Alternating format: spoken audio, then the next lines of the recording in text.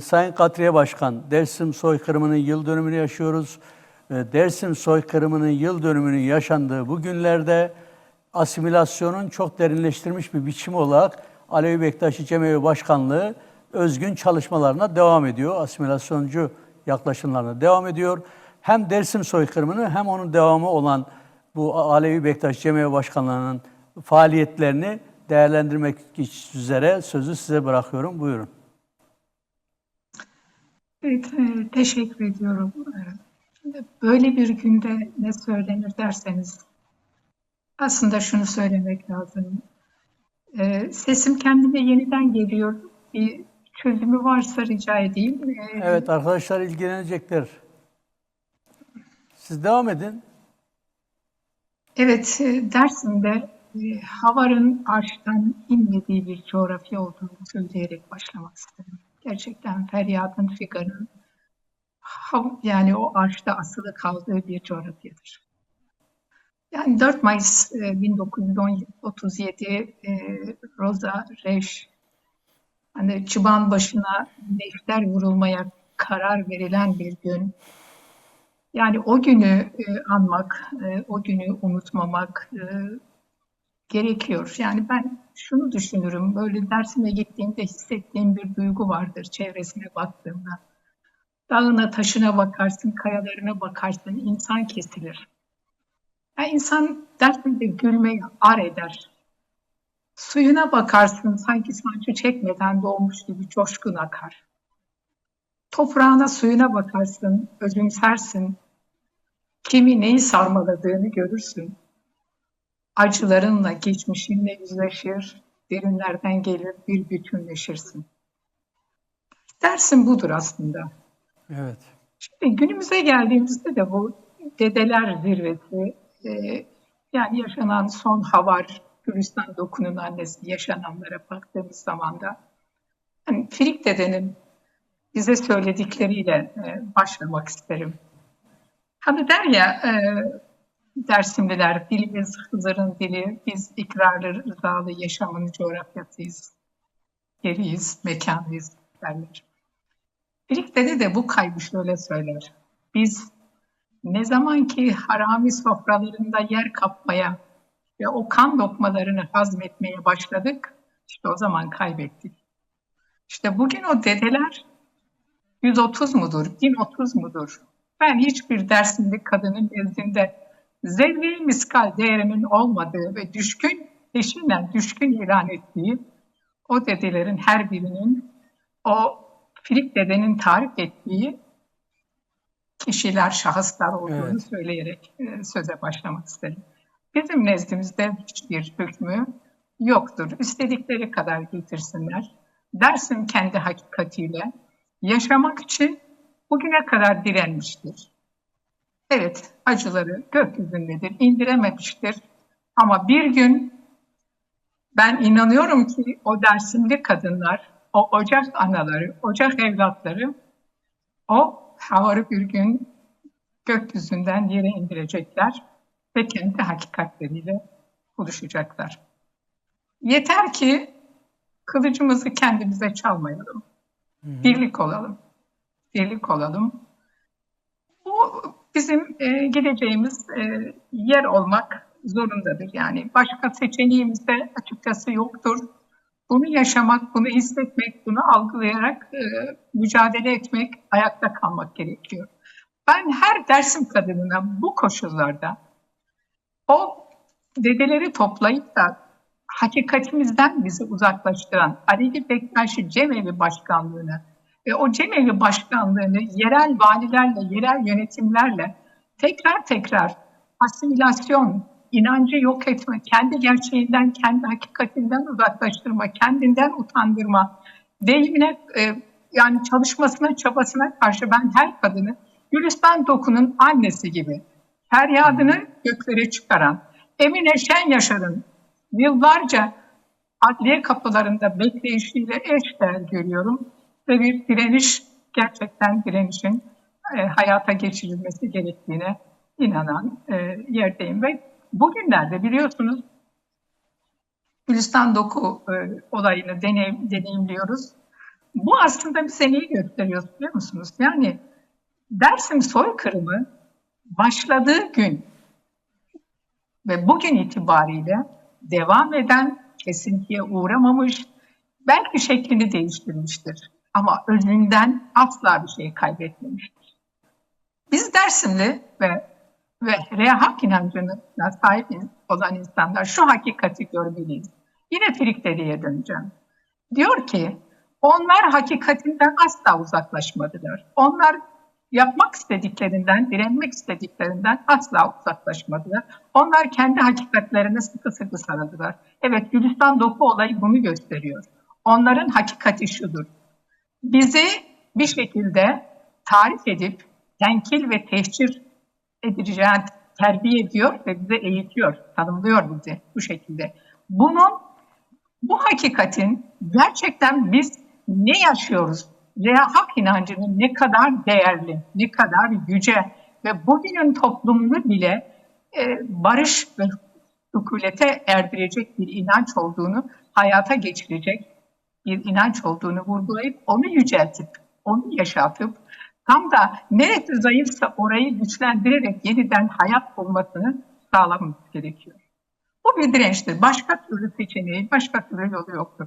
Gerçekten Gülistan Doku'nun olaylarının açığa çıkması ve zaten yaşanmış olan 37-38 katliamının sonuçları, acıları ve bugün itibariyle de tekrar devletin oraya 130 tane dede getirecekmiş. Hükümsüz. Bunlarla bize yol gösterecekmiş. Reddediyoruz. Ben tüm Dersimli, tüm hak inançlı kadınların ve tüm insanların nezdinde peşinen reddediyorum. Hiç kimsenin de bunu kabul edeceğini asla düşünmüyorum. Dersim katliamı devam ediyorsa bizim direncimiz de aynı düzeyde ayakta olmak zorundadır. Peki, Evet, peki benim bugün Sayın bu konuda söyleyeceğim bunlardı gerçekten. Kadriye Doğan bizimle birlikte tekrar hoş geldiniz diyelim. Teşekkür Biraz ederim. önce Sanırım bağlantı kesit sağlanamamıştı, oldu. şimdi sağlandı. Evet, ben Sayın Hasan Sağlam'la görüştüğümüz soruyu size de yöneltiyorum. Barış ve Demokratik Toplum Projesi süreci devam ediyor. 1 Mayıs yaşandı bu hafta içinde. Yine hafta içinde Kürtlerin birlik yönünde çalışmaları, konferansları oldu. Yüzleşme, Barış ve Demokratik Toplum Projesi'nin içinde bulunduğu durum ve Kürtlerin birliği meseleleri, birbirleriyle bağlantılı meseleler. Dolayısıyla sizin bu konudaki değerlendirmelerinizi de alalım bu şekilde. Buyurun. Evet, aslında Türkiye'de barış ve demokratik toplum süreci bence tek taraflı yürüyen bir noktaya evrildi gibi. Devlet kendi üzerine düşen sorumluluğu şu ana kadar toplumu tatmin edecek bir şekilde bir adım atmaya yanaşmadı. Biliyorsunuz kurulan komisyon sonuçta bir rapor, en azından ilk elden hiç yani yasa çıkarmaya bile gerek duymayacak mahkumların serbest bırakılması gibi konuların gerçekleşebileceği halde onları bile İnsan Hakları Mahkemesi'nin yani kararları bile uygulamak gibi bir yetenek diyeyim ortaya koymadı. Aslında biraz önceki konuya da dönüyor. Devlet kendi kararlılığında geçmişteki kendini o tekçilik üzerine inşa eden, farklılıkların yaşamasına, işte Kürtlerin, Alevilerin kendi olduğu gibi yaşamasına tahammül gösterme noktasında çok ciddi direnç gösteriyor. Onun için aslında bu noktada kadın hareketi, biraz önce ben bunu Dersim kadını için genel anlamda söylersek de tüm kadınların bu süreçte çok yoğun bir şekilde barışı tamamına erdirmek için çok ciddi çalışmalar, çok ciddi çabalar gösterdiğini, fakat bunun karşılığında devletin bu toplumun çağrısını, arzusunu, savaşsız bir ortamı, barışın mutlaka ve mutlaka getirilmesi noktasındaki ısrarını gerçekten duymuyor, gerçekten bu noktada kendi kararlılığını ortaya koyan bir durumdadır. Onun için bu dönemde artık şunun olması gerekiyor. Evet, Kürt hareketinin bir konferansla 4 parçadaki Kürtlerin bir araya gelip gerçekten kendi geleceklerinin e, daha da zorlayıcı olarak, daha da güçlü bir şekilde barışı talep eden, o ve barışı talep ederken de hem kadın boyutuyla kararlılığını gösterdiği gibi tüm toplumsal kesimlerinde aynı barış tamamını erdirme konusundaki bir konferansla, toplu bir, yani 4 parça Kürdistan'ın konferansıyla bir kararları ortaya koyması gerekiyor. Biliyorsunuz çağrılar yapılıyor, değerlendirmeler yapılıyor. E, Ve bu şimdi devletin bir işi yerine getirmemesi veya sulandırması için yapması gereken şey şu: geçmişten beri önce bir işte hareketi veyahut da işte barış talep edenleri bir tanımlamayla ıslah etmesi gerekiyor. İşte şimdi bir gerekçesi var. Efendim, silahlar teslim edilsin. Dağdakiler hiçbir şekilde herhangi bir güvence istemeden gelsin, teslim olsun. Ondan sonra bakarız. Yani biz Dersim bugüne kadar gördüğümüz yüzlerce katliam, böyle bir güveni bu topluma verebilir mi? Bu kararı alabilir mi? Bu mümkün değil. Gerçekten devletin yapısını bilen Kürtler, kadınlar, bugüne kadar ezilmiş olanlar, bugüne kadar katliamlardan geçmiş olanlar çok iyi biliyoruz, çok iyi tanıyoruz ki evet, güvencesiz dağdan iniş mümkün değil, güvencesiz barışın gelebilmesi mümkün değil. Bu konuda da evet, devlet devam ettiriyoruz, sürdürüyoruz dese bile bu konuda ciddi bir adım, ciddi bir güven verecek bir harekete henüz geçmiş durumda değil. Tam tersine, tam tersine. Bakın bugün Dersim'deki işte bu dedeler zirvesi. Hani biraz önce de dedik, bizdeki olmayan bir kurum, dedeler zirvesi bize dayatılıyor. Bence bu bile başlı başına mevcut barış sürecinin e, nasıl karşılandığı, gerçekten barış sürecine nasıl bakıldığını gösterecek çok önemli bir göstergedir. Aynı zamanda işte Gülistan doku olayının sonuçlanması ve bu şekilde faili meçhul dosyalarının aşağı inip yeniden incelenmesi, kararlara bağlanması, toplum nezdinde yüzleşilmesi, bunlar çok önemli konular. Bunları görebilecek miyiz Evet. dediğimiz zaman gerçekten topluma bir güven, barışla ilgili toplumun Peki hazır olduğu, peki e, 1 Mayıs bilindiği halde, kutlamalarında evet. görüldüğü halde buraya da yine tanımlamayla kendi içine girerek, yozlaştırıp, zamana yayıp, sulandırarak işin içinden sıyrılmaya çalışıyor. Yani her zamanki taktik: tanımla, değersizleştir, zamana yay ve gerçekten kendini yeniden bunun üzerinde inşa et. İşte buna da mücadele eden, demokratik toplum arzusunda olan, ihtiyacında olan kesimlerin izin vermemesi gerekiyor. E, Bu konuda zorlayıcı olmak zorundayız. Bu da bir konferansla durumu gerçekten ciddiyet noktasına taşımak da bu kesimlerin, bizlerin görevi oluyor. Peki 1 Mayıs kutlamaları ve 1 Mayıs kutlamalarına karşı devletin uyguladığı şiddet, ayrıca son sorumuzda Mine Kırıkkanat adlı yazarın kılıç artığı söylemiydi. Hazır söz sizdeyken bu konuyla ilgili görüşlerinizi de belirtirseniz isabet olacak. Buyurun. Evet, 1 Mayıs dediğiniz gibi yani bir parçalılık hali göründü. Aynı zamanda da devletin bu 1 Mayıs'ta, yani emeğin hakkının talep edilmesi noktasında ve gerçekten toplumsal kesimlerin bir araya getirilmemesi noktasında kararlılığını ortaya koydu. Özellikle 1 Mayıs'ın Taksim Meydanı'nın zorlanması konusundaki uyguladığı aşırı şiddet, Evet. zaten kendini şiddet üzerinden inşa eden bir devlet, sürekliliğini de bunun üzerinde yapıyor. Bu konuda da yine aynı tavrı gösterdi. Bunu da iyi, yani barış taraftarlarının iyi analiz etmesi gereken bir konu. Mine Kırıkkanat'a gelince de biliyorsunuz kripto kılıç artığı cümlesi tekrar zaten sanki bizim zihinlerimizde, yüreğimizde silinmiş gibi yeniden hatırlattı. Bu aslında bu rejimi, bu sistemi tekrar sürdürmek isteyenlerin aklının dibindeki kazınmış olan o kılıç artığı kavramını yeniden gündemleştirdi. Ne demektir kılıç artığı? Arta kalmış.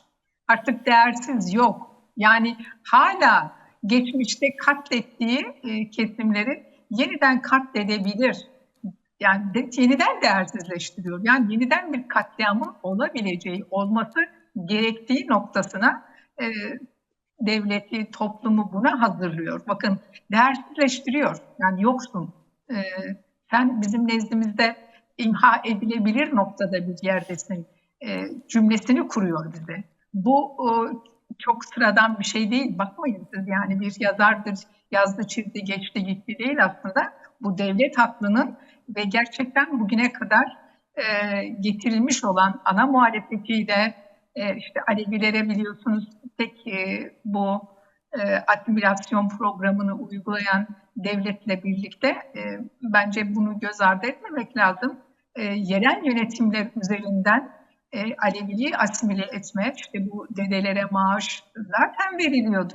Şimdi Alevi Bektaşi Cemevi Başkanlığı kurulduğunda verilmiyor. Yerel yönetimler üzerinden o kadar çok insan parayla buluştu ki, yani bunu bilmek lazım. İşte aslında cemevlerini, Alevi örgütlülüğünü bir tekrar gözden geçirmek lazım.